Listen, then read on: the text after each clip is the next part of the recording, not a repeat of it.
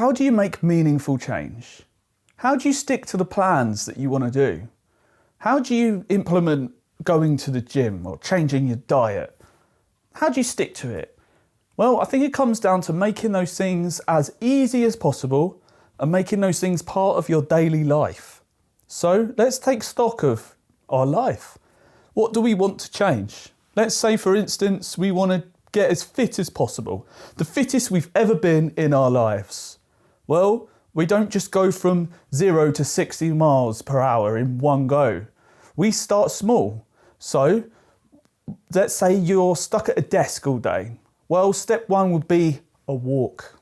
You know, we don't just start doing crazy things, going all out, crazy workout plans. You won't stick to it. So yes, you just start with a walk. Maybe you get some small dumbbells that you can have at home and you lift those dumbbells and you do some bicep curls. Just start small, get yourself used to moving. And then you start thinking, oh, maybe, do you know anyone that you can go to the gym with who can show you the ropes, as it were? Because a lot of the things that hold people back from starting the gym is, one, feeling out of place, and two, yes, again, feeling like you don't belong, that's still number one, and two, just not knowing how to start, where to begin. So those things, if you have a friend that you can go with, that would make a huge difference. And that would make it so much easier to stick to. But starting off with just walking, and then having some things you can use at home to get started, and just, you know, maybe a few push-ups. That's all it needs to be. Again, with diet, very simple. Just take stock again of where you're at right now. What are you eating? Maybe write these things down. You know, what are the foods that you know you shouldn't be eating, but you are eating? And I would say the best way of making meaningful change here is to carry on eating as you are, but to learn about the downsides of it. So look up hyper-processed foods, research about it. You know, find out what happens if you eat chocolate every day, but carry on eating it. And at some point, something will change in your mind and you'll be suddenly, I don't want to eat these things, because if I keep going the route that I'm on, bad things are going to happen. And that's the best way to meaningful change, because you're educating yourself. You're finding out, you know, if I keep smoking, this is what's happening to me. And a lot of people who smoke, you know, they know, oh, it could lead to lung cancer. It could do this. And apparently the best way of giving up is, like I said, carry on smoking, but really do some real research about how it's destroying your lungs and how it's going to affect you long term. And it will slowly change your mindset into one that actually cares about it. Because at first, you know, you're smoking, you don't care about the long-term impacts because you care about what happens now. And it's about that short-term pleasure, as it were, short-term relief. Maybe you're stuck in the cycle of being like, I'll have a cigarette because I'm stressed. Yeah, carry on. Keep doing it, but learn about how it's going to impact you. And then tapering off of it. I go on about this all the time. Is that the best way of coming off of things is tapering. And I'd say the opposite for diet as well. So yes, it is tapering, but it's in the same way, it's slowly introducing new things at the same time. So let's say, for instance, your breakfast consists of pancakes, just as a wild example. Pancakes, so you're only eating carbs. You have pancakes, so maybe you put syrup, sugar on it, and that's your breakfast. And butter. Well, step one, maybe just take an ingredient away. Today we're taking syrup off the table. Carry on having your pancakes.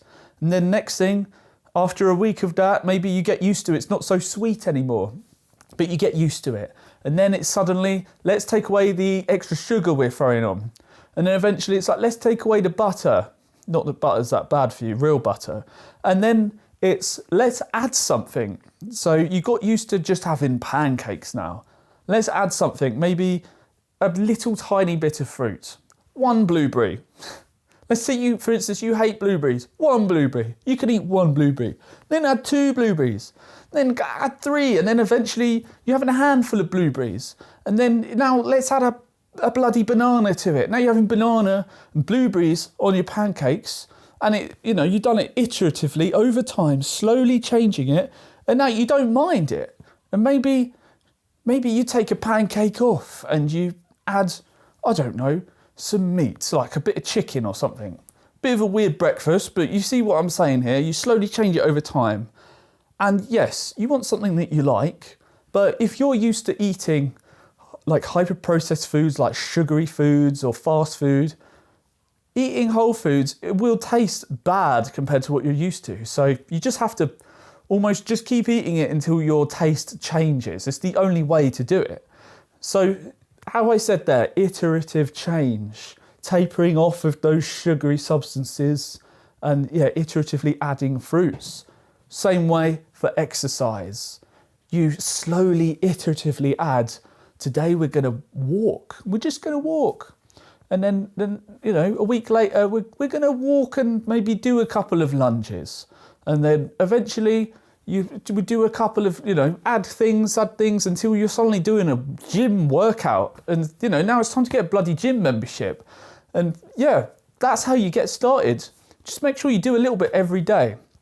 That's the thing, what holds people back as well. It's not just like fear of doing it, fear of not being accepted, fear of people judging you. These things are just bollocks, by the way. No one cares about what you're doing in the gym.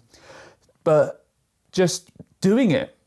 You might think, it's such a big thing to change. Like I said, it's iterative change, just small things. Just get started today.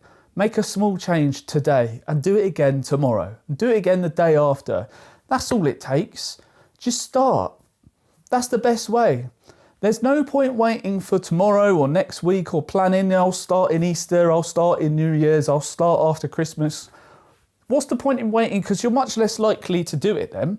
Because you haven't formed it as a habit yet.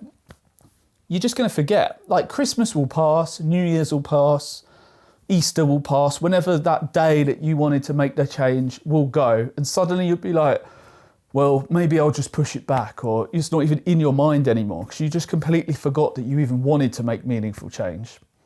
And it doesn't have to just be about healthy physical habits like eating and exercise. It could be anything, like I want to start editing videos, or I want to start learning philosophy, or I want to start this course, or just start small and daily, but just keep it small and manageable, and over time you can add more, and that's the key.